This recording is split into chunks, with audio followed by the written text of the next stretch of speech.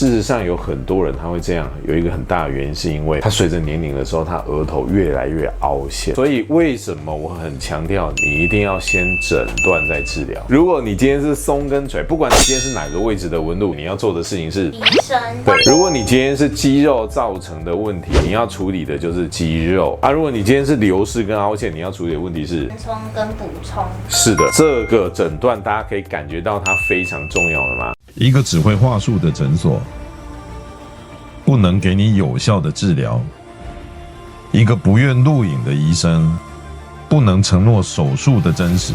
记得，没效的才是最贵。想做要找真专业。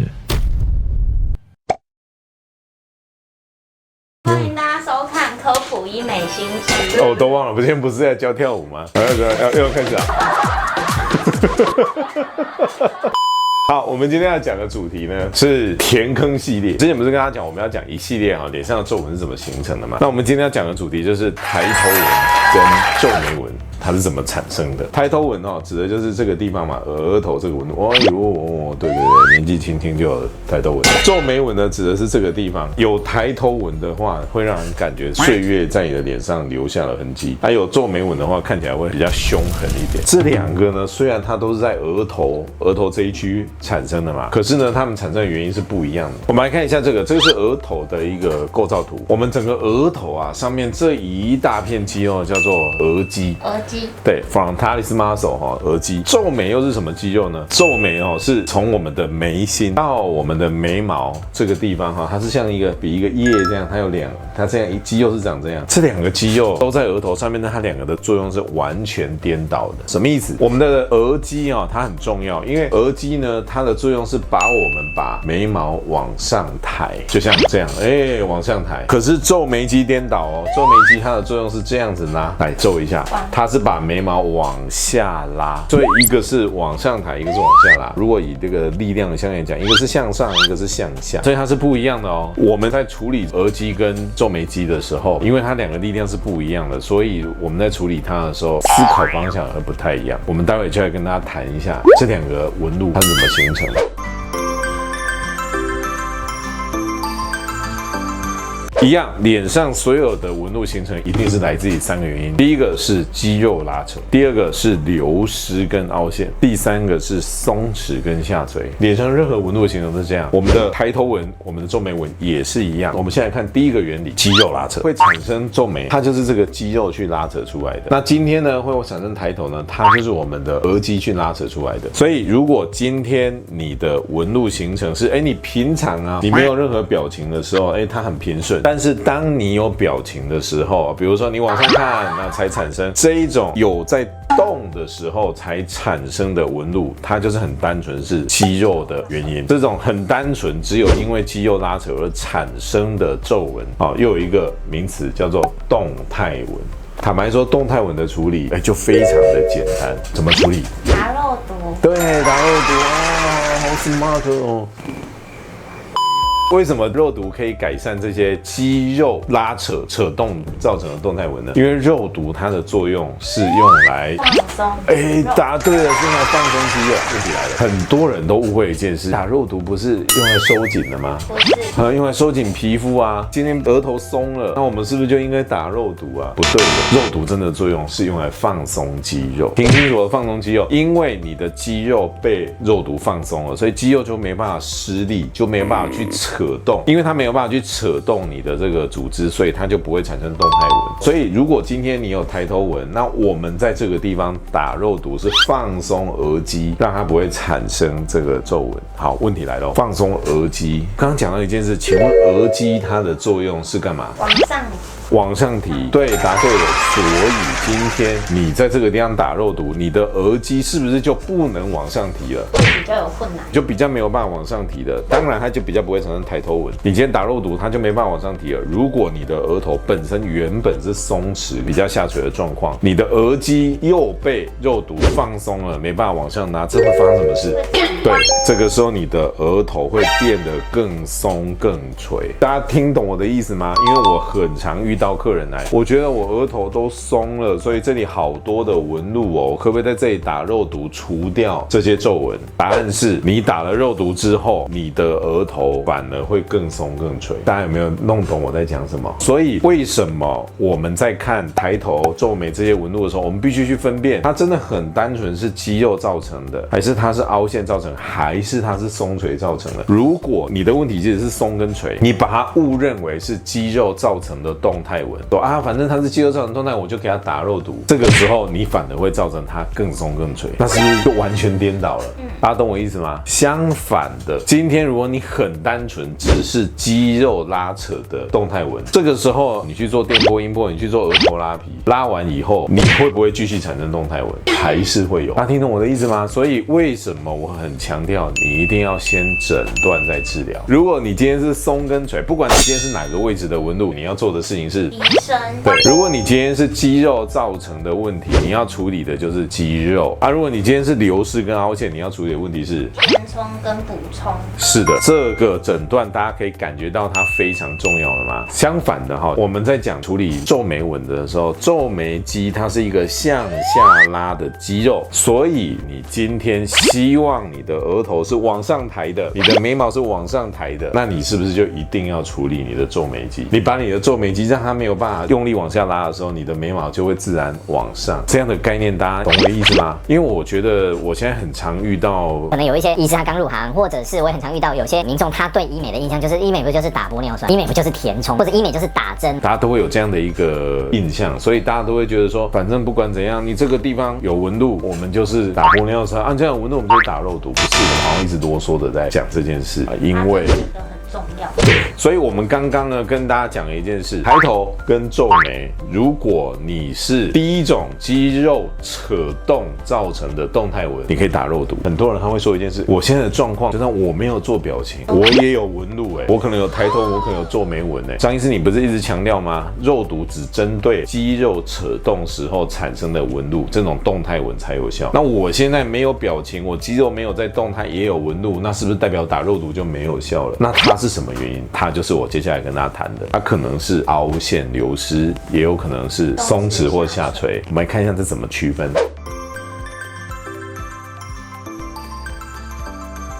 比如说我们来看一下，他会觉得说他的额头有一些细纹，然后呢他会觉得他印堂这个地方呢也有一些凹陷的状况，他觉得这个要怎么去处理？因为我现在变成已经没有表情，可是也有一些细纹，不是那种像刀刻的一样，可是我觉得就有一些细纹。那这种要怎么处理？事实上有很多人他会这样，有一个很大的原因是因为他随着年龄的时候，他额头越来越凹陷。很多人会想说，额头为什么会凹陷？额头这不是骨头吗？它为什么会越来越凹陷？骨质疏松了。你的表情很天真，但是你答对了，额头会凹，其实来自于2个原因。第一个，额头它真的会骨质疏松。根据澳洲一篇研究，还有韩国一篇研究，人类它随着年龄，你身上的骨头会骨质疏松，你可以理解吗？头骨也会。那其中额头的头骨，它随着年龄，这边的骨头，快把我的雷神之锤丢过来，要丢过来，好。我们额头的哪边骨头会骨质疏松呢？这是这一块。眉骨上面的这一块骨头，它随着年龄，这个骨头会慢慢的往内陷。所以你会发现很多人他随着年龄，他的额头在眉骨上面这里会慢慢凹下去，这是第一个原因。第二个原因，我们额头它虽然很薄，可是大家有听我讲过，我们的脸还有我们的脖子分成3层，第一层是皮肤跟皮下脂肪，第二层是筋膜，第三层是深层的组织。额头这里虽然很薄，可是额头一样有这3层。那其中这一区就是我常常说的皇冠区。什么是皇冠区呢？我们之前影片有特别介绍额头填充的那一集，我们要介绍什么叫皇冠区。皇冠区是你戴皇冠的时候会刚好卡住的这个区。皇冠区这个地方呢，它的额肌下面也有一个深层的脂肪垫，这个深层脂肪垫它随着年龄它会慢慢萎缩，所以你的骨头会缩进去，你的脂肪垫会缩进去，所以你的额头它的确会越来越凹。道理很简单嘛，一个气球如果它是饱满的，它就没有什么皱纹；一个气球它泄气了，它是不是上面可能会有一些小细纹？所以有一些人呢，他这种细纹呢，我们做一些填充，你就会觉得哇，而且变得很亮，这些细纹就改善很多了。这一种呢，它就很适合用填充的。那我们再看，好像这个也是一样，它有一些凹陷的状况，我们做一些填充，它的细纹就会大幅改善很多。我们的这个抬头跟皱眉纹，第二种原因是凹陷或流失。我刚刚讲了，就是有一些整体凹陷，但是有一种状况，我们来看，比如说像这个，很多人他的皱眉纹这个地方，他没有任何表情的时候，他也有像刀子刻过一样痕迹，像刀疤一样啊。如果他不小心长闪电状，它有点像哈利波特。这个为什么会这样呢？就是因为你在这个地方呢，你的皮肤长期以来可能因为表情多了，假设一张纸，它本来很平顺，你每天一直折，这样反复一直折，这个纸的纤维它会受损，那这个局部这个地方它就会变成像刀疤一样。所以像这种细纹呢，它就不像刚刚我说那个整体因为骨头骨质疏松，因为深层脂肪垫萎缩那种凹陷，它就变成是细纹状的条纹，造成这样子的一个皱眉纹，或者是像这样子的抬头纹。这一种呢，它也是属于流失跟凹陷的一种，但是这一种呢，它就不像刚刚那种整片流失，我把它整片填起来，填脂肪也好，填玻尿酸也好，填精量子也好，填童颜针也好，它效果很好。这一种像刀疤式的这一种纹路，它就不适合整片把它填起来哦。那这怎么处理？用筋膜，这是其中一个选择。我跟大家讲解一下哈，这是属于一种静态纹哦。静态纹的意思就是你没有任何的表情，它也有纹路，这叫静态纹。像这一种你没有任何表情，都有像刀疤一样的这种纹路，皱眉跟抬头的处理方式是不一样的，很重要哦。皱眉纹这个地方，假设你有今天这样一条这样细细的纹路，或者是像这样一条或两条这样的一个纹路在皱眉这个地方，很多人甚至有很多医师，他第一个想到的是打玻尿酸，把这个细细的纹路填起来嘛。好，我要跟大家讲，这个地方我个人是非常反对打玻尿酸，你知道为什么吗？为什么？可我讲这个可能会有其他诊所打电话来骂我，又要被骂？请打是我接电话，我负责讲实话就好，就讲被骂很笑。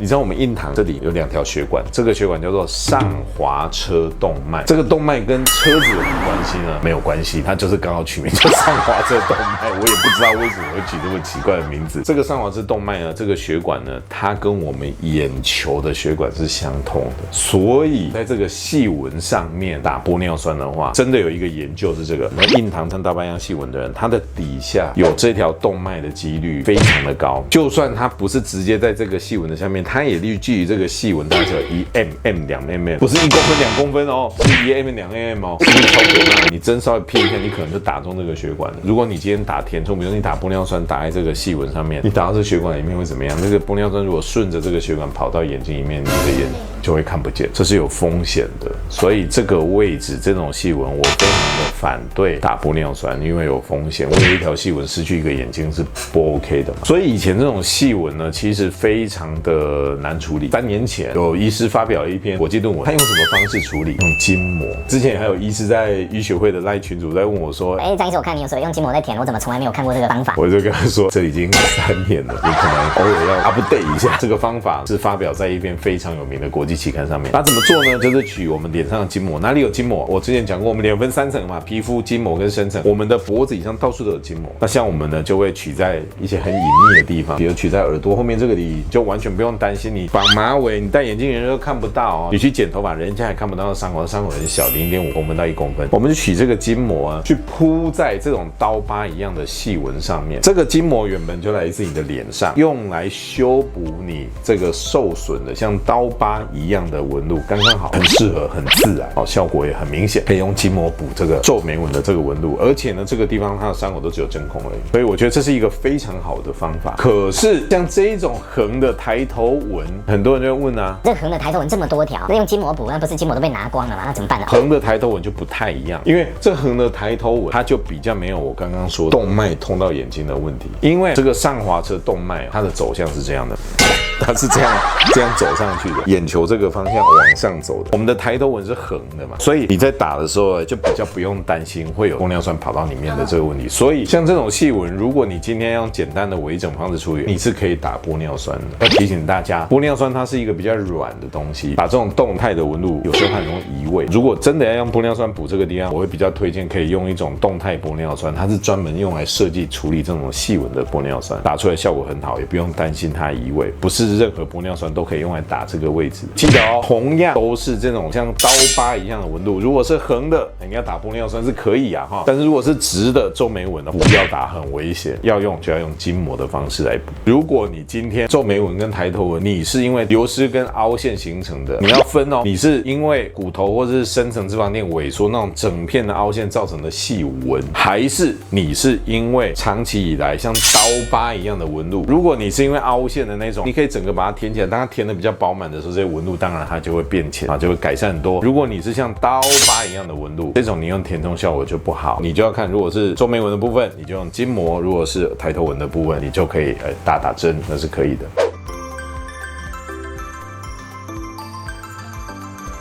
我接下来讲第三个，如果你的抬头纹跟皱眉纹是因为额头松了，或者是印堂这个地方松了，导致有这些纹路的产生，那我们要怎么处理呢？我问你啊，我们脸如果松了跟垂了，你要怎么治疗它？拉紧，就是要拉紧它嘛，对不对？那抬头纹、皱眉纹这个地方，如果你是因为松的话，我们要怎么去拉紧它呢？你会想到说，那我用音波啊、电波这一类的能量仪器去改善它呢？可不可以？它是可以改善。我们把这个像烫熨斗一样啊，你知道有很多人他会误会哦，会把电波、音波这种仪器把它当成熨斗，像烫衣服一样。你的熨斗烫平你的衣服，那个温度也要80-90度吧，对吧？你家的熨斗60度可以有效吗？很难有效嘛。80-90度用熨斗烫一烫，我相信会平，可是你应该脸的烫伤也毁了。就要唱 BBQ 了。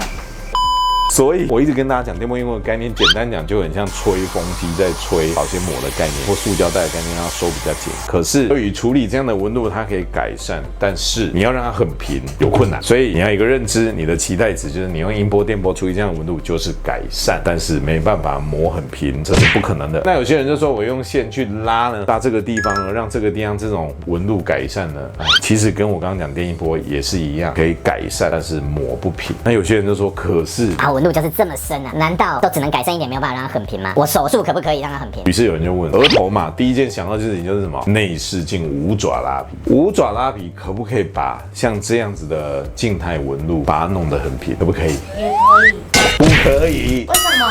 好奇怪，因为层次的关系。我们的内视镜拉皮，它最主要做的层次是做在骨膜下。很多人也以为做内视镜拉皮，因为松弛导致的这种纹路会改善，答案是不会的。为什么？我们来看一下这个图，这是我们额头的构造。我刚刚说，额头虽然很薄，但是它一样有分成3层：皮肤跟皮下脂肪、筋膜，还有深层的位置。大家如果看过我之前在讲内视镜的影片，就知道内视镜拉皮它其实是一种单层次的拉皮。所以呢，内视镜拉皮呢，它只会走在最深的这一层。可是我们的额头啊，这些皮肤它松的时候，它会产生纹路。我问你哦，你脸上的皮肤这些纹路是深的还是浅的？浅的。浅层就看得到了嘛，所以它是属于浅层的问题。你今天做内视镜额拉的时候，它是走在这个深的地方，它只能走这一层，它没有走其他层的时候，它没有办法处理到浅层的纹路。所以记得哦，如果你今天这些抬头纹、皱眉纹是因为松弛跟下垂造成的，你用内视镜一般的五爪拉皮，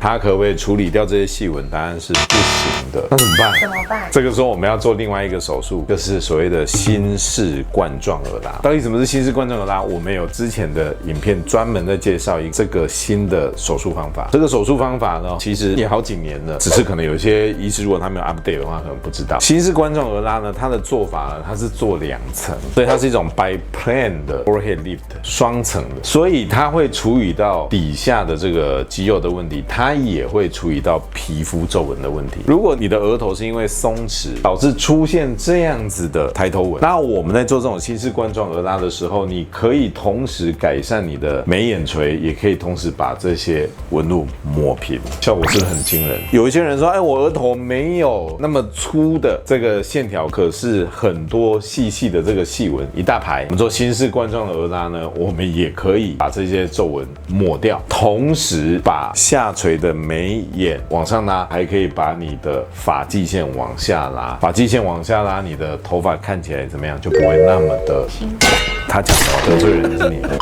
我们看到这一位哈，你看他抬头是不是就很多很多纹路？皱眉是不是也有很多很多的纹路？很明显，一看这就是你额头你的皮肤因为长期的松弛下垂，导致了这些细纹的产生，导致了眉眼的下垂。那我们做这种新式冠状额拉呢？你看我们可以干嘛？可以把这些纹路磨平，磨得很平哦，然后可以同时把下垂的眉眼上提，可以把你的发际往下，这次是同一个人哦，可以把发际往下拉，头发看起来也会比较多，这是一个很好的方法。那很多人就问啊，那这个伤口疤痕会很明显？放心，没有特殊的切法，到时候他头发长出来刚好会盖住你的伤口。像这种都是术后，你会看到几乎看不出来他的伤口在哪个地方，所以这是一个非常好的一个方式。讲到现在，你可能会很惊讶，什么？就连抬头皱眉纹原来有这么多学问，所以你就知道脸是一个很精密的一个组织，精密的一个器官。你要弄清楚，你今天是因为肌肉扯动造成的动态纹，你是肌肉的问题，你可以用肉毒处理，你一定要弄清楚哦。可是如果你不是因为肌肉扯动的动态纹，你是其他的问题，你是因为流失跟凹陷，那你要做填充或补充；你是松弛跟下垂，你要收紧，那是不一样的。你弄错的时候，有可能你把松弛跟下垂当成肌肉型的，你打肉毒，你只会更严重。那如果你今天是因为流失跟凹陷，那你要分哦。如果你是整片这种凹的，你可以把它填起来，就像一个凹扁的气球，把它填起来的时候，那些纹路就改善了。可是如果你是像刀疤一样的纹路，印堂这里不要打玻尿酸，你可以用筋膜；抬头纹这里可以选择施打东西。如果你今天是因为松弛跟下垂造成你的抬头纹、皱眉纹，你可以用手术的方式处理，但是用五爪拉皮有没有？没有用，这种深层单层啊，它是没办法处理的。你要用新式冠状这种2层的拉法，它才有办法把这些细纹把它磨